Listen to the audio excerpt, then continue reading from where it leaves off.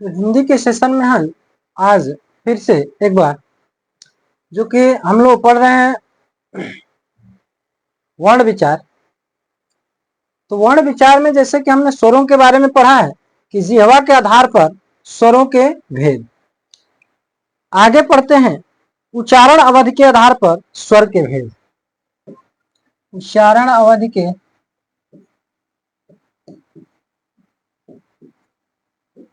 आधार पर उच्चारण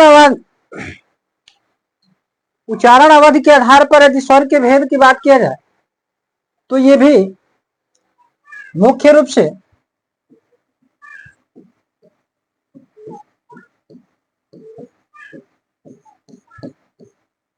तीन भेद होते हैं। पहला होता है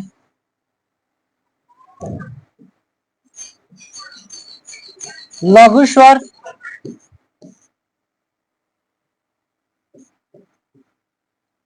दूसरा होता है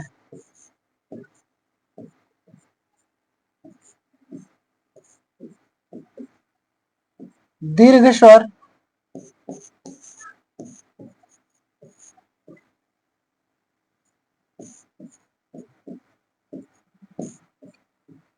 और तीसरा होता है प्लुत स्वर। लघु स्वर को ही ह्रस्व स्वर कहा जाता है। लघु स्वर में जैसे छोटी ई, छोटा ऊ, ये री, ये आते हैं। उसी प्रकार से दीर्घ स्वर वे स्वर जो लघु स्वर की अपेक्षा उनको उच्चारित करने में काफी समय लगता है, उनको दीर्घ स्वर कहा जाता है। बात आती है प्लुत स्वर की। प्लुत स्वर ऐसे स्वर होते हैं जिनमें लघु स्वर से भी दीर्घ स्वर से भी अधिक समय अर्थात त्रिमात्रिक स्वर या तीन मात्रा से भी अधिक स्वरों का समय लगता है इन्हें इन शब्दों को उच्चारित करने में, तो उसे कहा जाता है प्लुत स्वर। जैसे ओम की ध्वनि हम निकालते हैं, इस प्रकार के शब्द प्लुत स्वर के अंतर्गत आते हैं। प्लुत स्वर का प्रयोग भाषा का स्पष्ट प्लुत स्वर का प्रयोग केवल भाषा को स्पष्ट करने के लिए किया जाता है। जैसे ओम टर्टर की आवाज जो मेढक जब टटराते हैं तो वो टर्टर की आवाज आती है, तो उस ध्वनि को यानी बताने के लिए ही इनका भाषा में प्रयोग किया जाता है। अब देखते हैं ह्रस्व स्वर या मूल स्वर कितने होते हैं। इसी को मूल स्वर के नाम से भी जाना जाता है।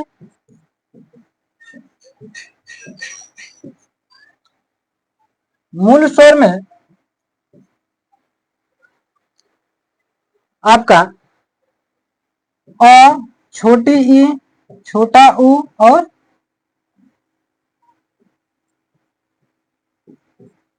री, ये मूल स्वर होते हैं। उसके बाद दीर्घ स्वर की बात किया जाए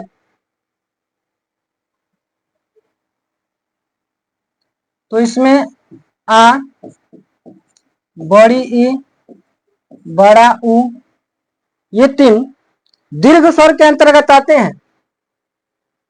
लघु स्वर को ही इसमें एक और कोटि बनती है, जैसे सजातीय और विजातीय।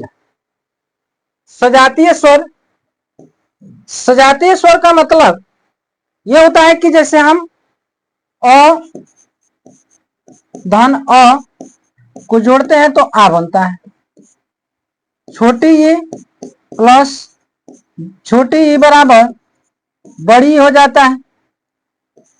छोटा ऊ प्लस छोटा ऊ यानी बड़ा ऊ बनेगा। तो इस प्रकार के स्वरों को सजातीय स्वर के अंतर्गत रखा जाता है, यानी एक ही प्रकार की मात्राओं को जोड़ने पर जोड़ा जाए और उसका दीर्घ रूप बनता है तो वो सजातीय स्वर होंगे। उसी में कुछ विजातीय स्वर भी होते हैं, इनकी संख्या तीन होती है। संख्या की बात किया जाए तो सजातीय स्वरों की संख्या तीन होती है। आते हैं विजातीय स्वर।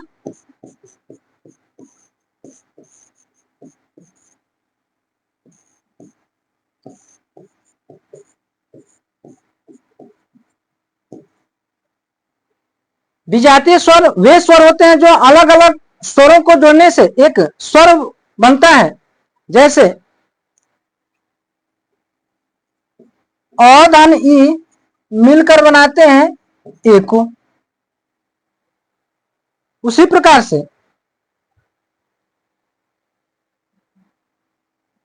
औ धन ए को मिलाया जाए तो बनता है ओ।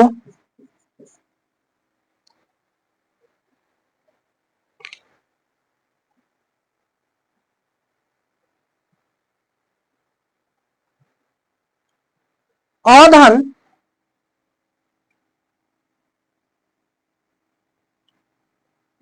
ऊ को मिलाया जाए तो ओ बनता है।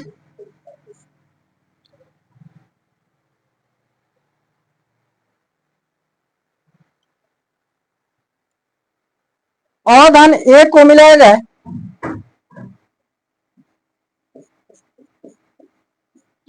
तो ये हो जाता है अय। ठीक, उसी प्रकार से औ धन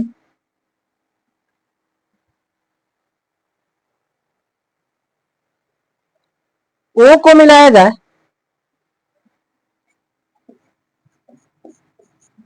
तो ये हो जाता है औ।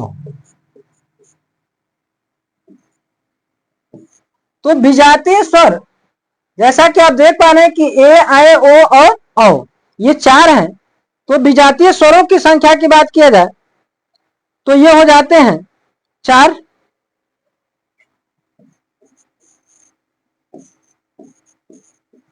इनकी संख्या चार होती है। इस विजातीय स्वर को भी एक अन्य नाम से जाना जाता है, संयुक्त स्वर भी कहते हैं इनको।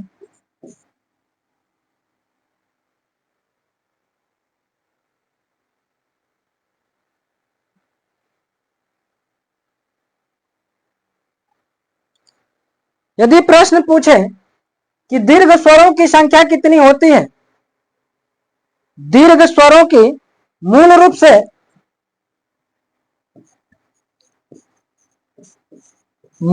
से दीर्घ स्वर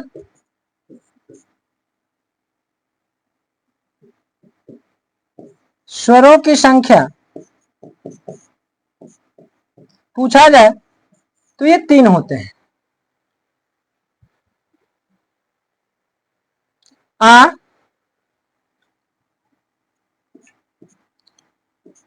बड़ी ई और बड़ा ऊ।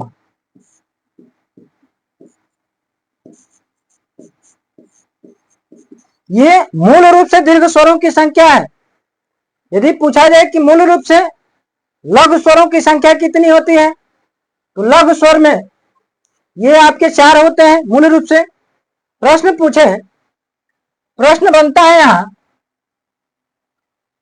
कि संध दीर्घ स्वरों की संख्या होती है। दीर्घ स्वरों की संख्या होती है। विकल्प देगा 3, 4,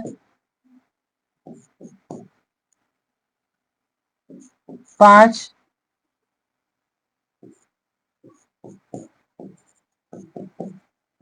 इनमें से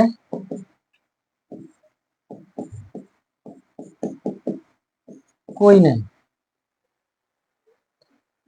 तो दीर्घ स्वरों की संख्या में आपको देगा तो यहां आपके दीर्घ स्वरों की संख्या जैसा कि अभी हमने बताया कि मूल रूप से दीर्घ स्वरों की संख्या 3 होती है तो ए आपका सही होगा। इसी में प्रश्न बनता है कि दीर्घ स्वरों की कुल संख्या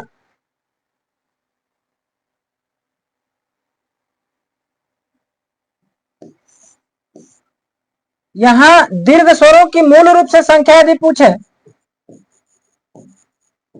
तो विकल्प में दिया रहेगा इस तरीके से, दीर्घ स्वरों की कुल संख्या। तो यहां दीर्घ स्वर में होता है मूल स्वर प्लस संयुक्त स्वर। तो विकल्प में आपको देगा 3, 5,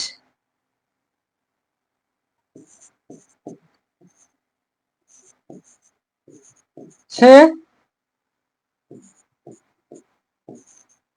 और 7। इस तरह से विकल्प देगा।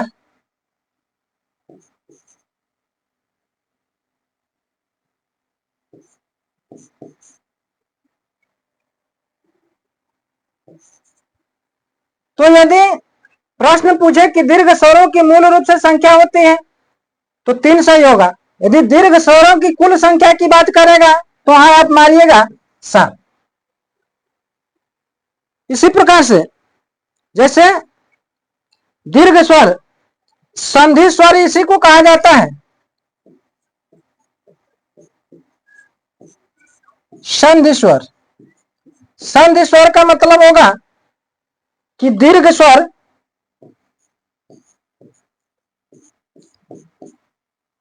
प्लस संयुक्त स्वर।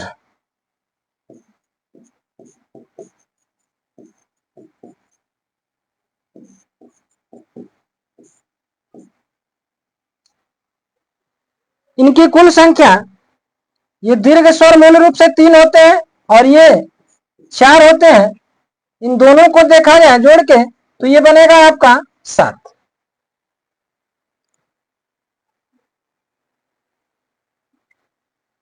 आगे बढ़ते हैं। स्वरों स्वर भेद में मुख आकृति के आधार पर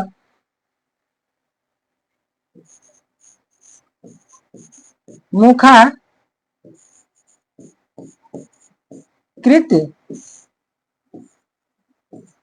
के आधार पर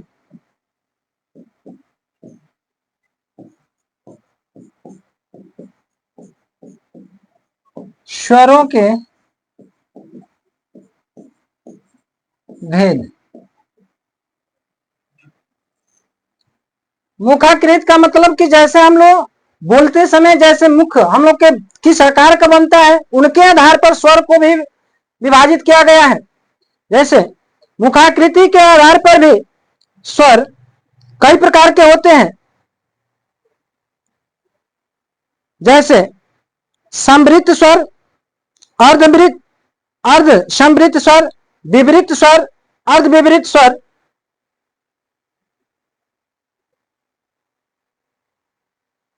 तो इसमें भी कई प्रकार होता है। संवृत स्वर, दूसरा अर्ध संवृत स्वर,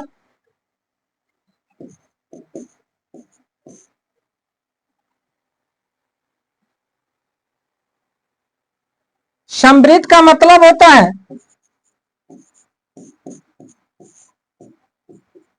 बंद, अर्ध है तो आधा बंद।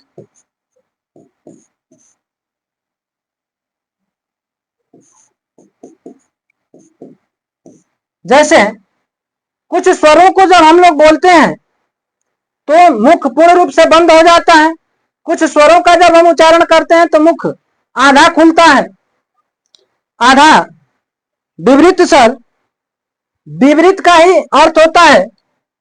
तीसरा है विवृत,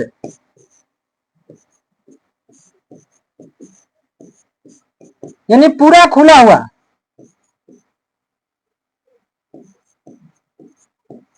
विवृत का अर्थ होता है खुला हुआ।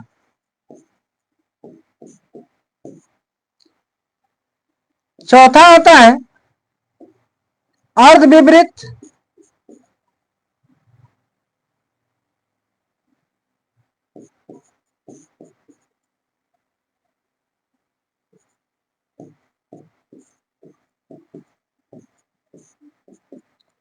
यानी आधा खुला हुआ है।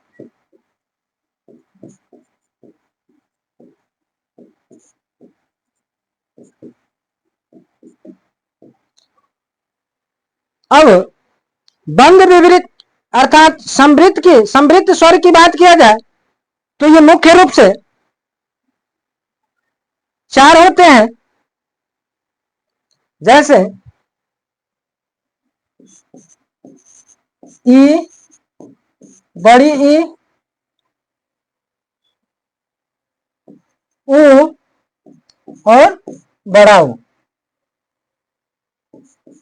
अर्ध समृद्ध की बात किया जाए तो इनकी संख्या दो होती है, जैसे ए,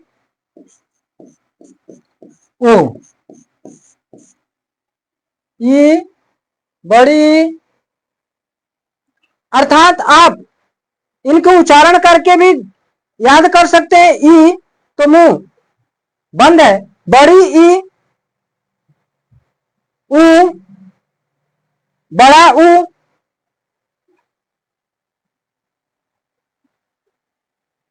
उसी तरह से विपरीत स्वर की बात किया जाए तो खुला हुआ, जब इनका ऐसे स्वरों का उच्चारण होगा जैसे अ, तो मुख पूर्ण रूप से आपका खुल जाता है और इसकी संख्या अ है, इसमें होती है 4,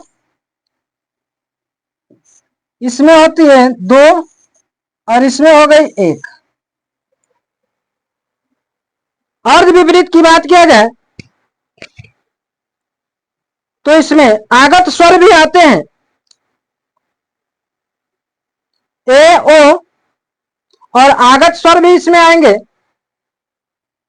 तो इनकी भी संख्या 3 हो जाती है। कुछ अब इसमें आगे बढ़ते हैं। स्वर विभाजन के जिह्वा के आधार पे भी स्वरों को बांटा गया है।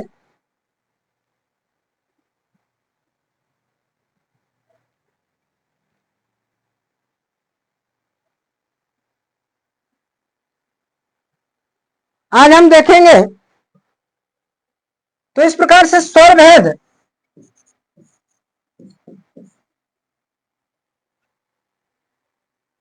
होस्ट के आधार पर, जीभ के आधार पर, जिह्वा के आधार पर, मुखाकृति के आधार पर, उच्चारण के आधार पर, मात्राओं के आधार पर स्वर विभाजन किया गया है।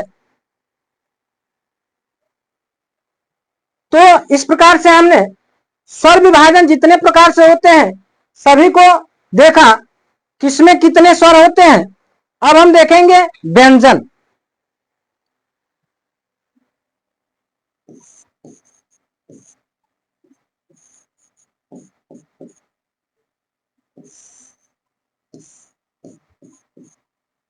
जैसे कि व्यंजन की परिभाषा आपने सुना होगा या पढ़ा होगा कि प्रत्येक व्यंजन का उच्चारण बिना स्वर की सहायता से नहीं होता, यानी ऐसे वर्ण जिनको उच्चारित करने के लिए स्वरों की सहायता लेनी पड़ती है उन्हें क्या कहा जाता है? व्यंजन कहा जाता है। कौन से? ज्ञ तक के सभी व्यंजनों को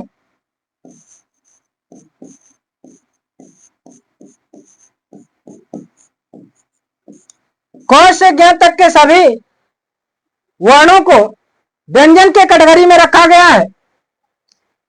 तो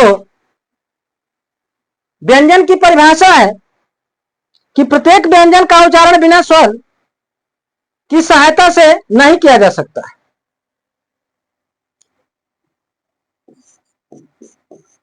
प्रत्येक व्यंजन का उच्चारण बिना स्वर की सहायता से नहीं किया जा सकता है।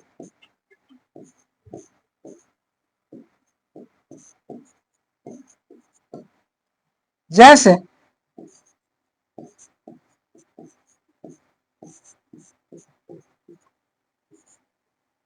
क है तो क में यदि देखा जाए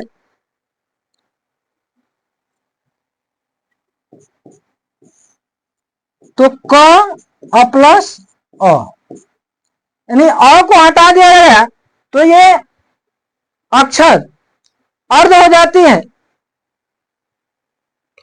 जैसे आपने कभी कभी देखा कुछ शब्द आते हैं उनमें हलंत रहता है तो हलंत आधे अक्षर को बताने के लिए ही लगाया जाता है। उसी प्रकार से जैसे अभी हम लेते हैं जैसे म, तो म बोलने से ही स्पष्ट है। र, ल, व, तालवी स, मूर्धनी स, तो उसका जो अंत साउंड है अ से हो रहा है अंतिम स्वर, तो इसको लिखा जा सकता है ऐसे कि म प्लस अ। इसी प्रकार से किसी भी व्यंजन को तोड़ा जा सकता है। अब व्यंजनों की कुल संख्या की बात किया जाए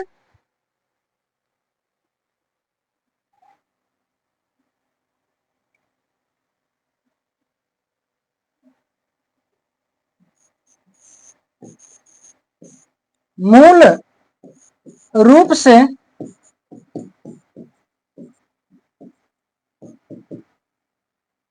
व्यंजन की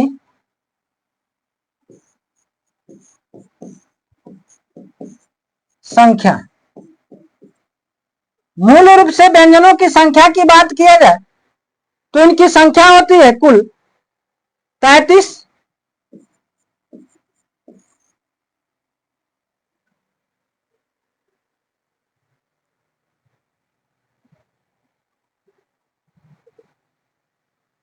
अब इन 33 स्वरों में भी जब हम लोग स्वर विभाजन पढ़ेंगे तो कुछ, और यदि संयुक्ताक्षर को मिलाया जाए तो हिंदी में कुछ इसमें ऐसे वर्ड होते हैं जैसे संयुक्ताक्षर ड है, र है, श्र है, कछ है, त्र है और ज्ञ है। इस तरह के कुछ अक्षर ये संयुक्ताक्षर होते हैं तो इनको भी मिलाया जाता है।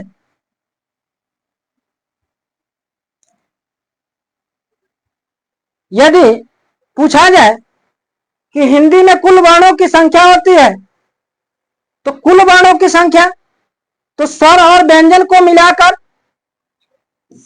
स्वर और व्यंजन को मिला दिया जाए तो कितनी हो जाती है, तो इनकी संख्या हो जाती है 52।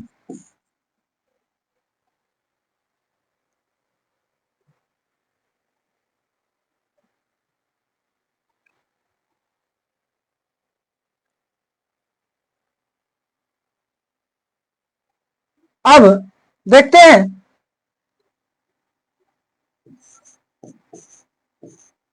स्वर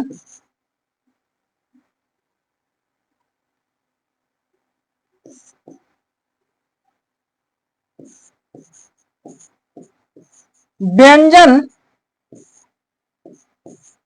व्यंजनों का विभाजन।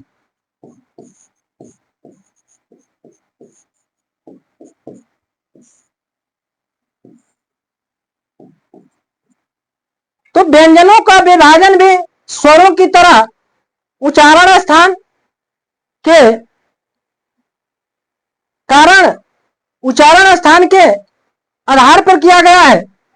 तो उच्चारण स्थान के आधार पर स्वर विभाजन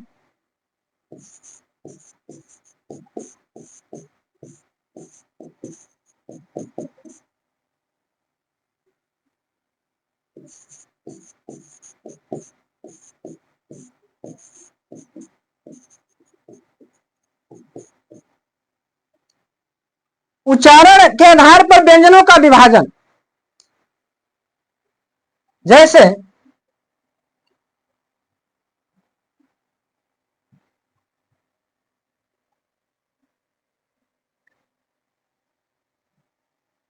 इधर व्यंजन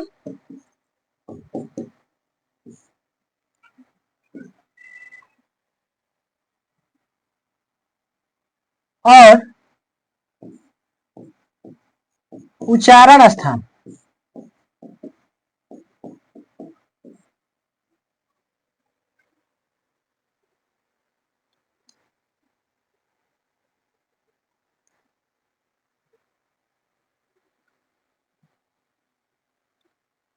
तो क से लेकर और म तक के व्यंजन, जैसे क, ख, ग, घ और अंग, ये 5 अक्षर एक वर्ग बनाते हैं। इनको क वर्ग के नाम से जाना जाता है। और इन उसी तरह से च वर्ग होगा, तो च वर्ग में च, छ, ज, झ, ञ। उसी तरह से ट वर्ग में ट, ठ, ड, ढ, अन। त वर्ग में त, थ, द, ध, न। उसके बाद होता है प वर्ग, प, फ, ब, भ और म। यानी एक वर्ग में 5 वर्ण होते हैं। इनको इन 5 क से लेकर म तक के व्यंजनों को वर्गीय व्यंजन के नाम से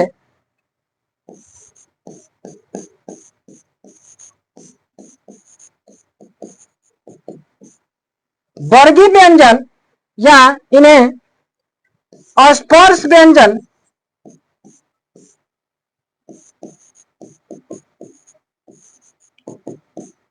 कहते हैं।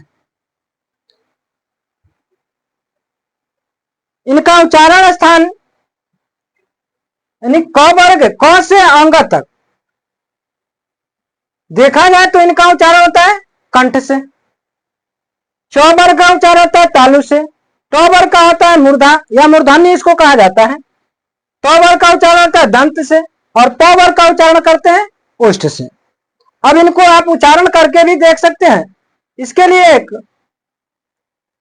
छोटा सा ट्रिक है, कैसे याद रखेंगे। कत, मुद, ओना। अब इसमें आप देख सकते हैं कत, मुद, ओना क से होता है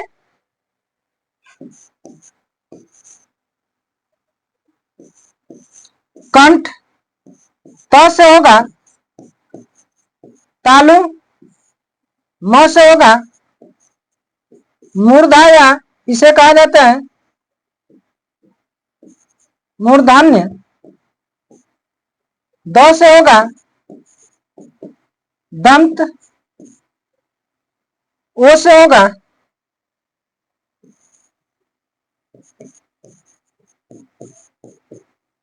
ओष्ठ और न से होता है नासिक।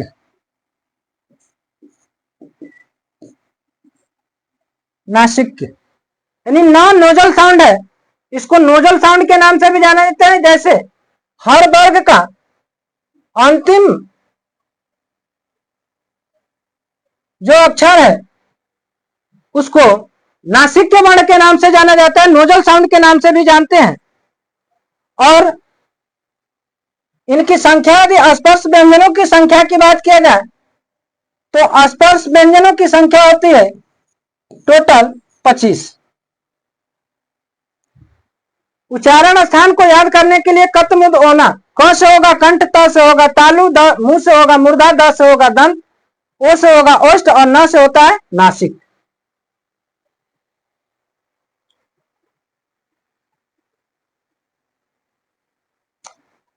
इसी में जैसे ये तो स्पर्श व्यंजन हो गए, अंतस्थ व्यंजन होते हैं। दूसरा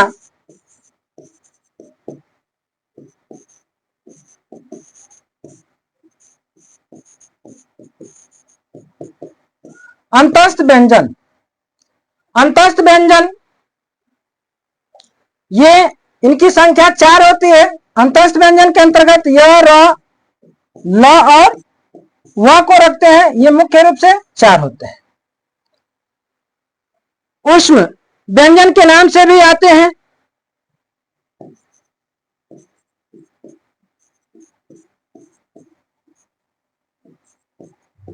ऊष्म व्यंजन इनकी भी संख्या 4 होती है। इसमें श, श,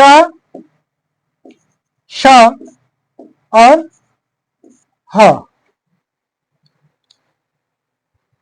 इनकी भी संख्या 4 होती है।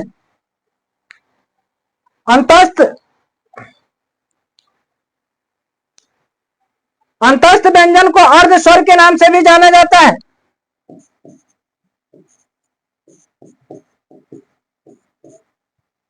और इसको संघर्षीय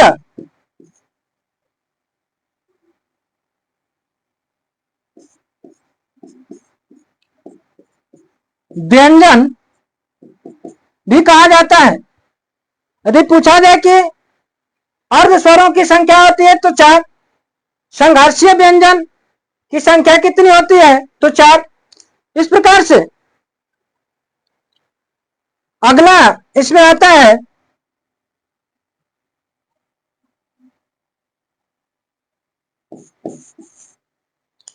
संयुक्त व्यंजन।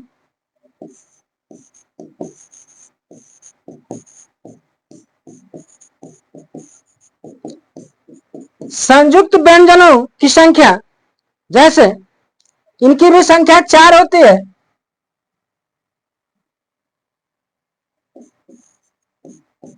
कछ, त्र,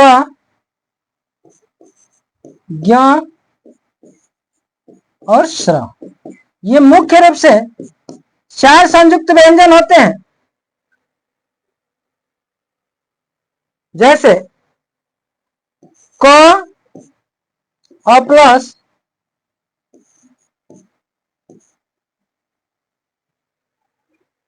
मूर्धन्य स को मिलाकर कछा बनता है। तो प्लस र को मिलाते हैं तो त्र बनता है। ग,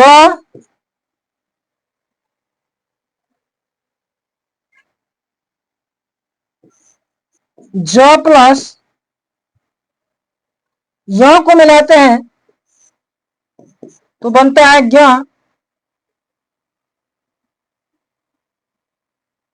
और तालवी स प्लस र को मिलाते हैं तो ये बनता है स्र। तो इनकी भी संख्या 4 होती है। और 2 वर्ण और आते हैं, उनको उच्छित व्यंजन या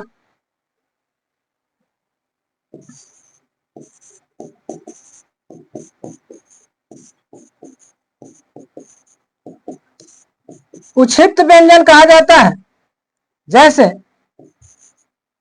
ड और द, ये 2 उच्छित व्यंजन के अंतर्गत आते हैं या इनको द्विगुण व्यंजक के नाम से जाना जाता है।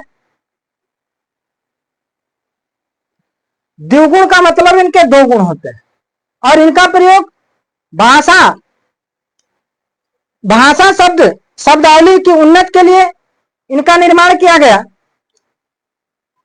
तो इस प्रकार से व्यंजनों की संख्या 33 हो गई। और यदि कुल वर्णों की संख्या पूछा जाए तो 52 होती है, जिसमें 33 स्वर और 33 व्यंजन और कुल संयुक्त अक्षरों को मिलाकर और 11 स्वरों को मिलाकर जोड़ा जाता है तो ये हो जाते हैं 52।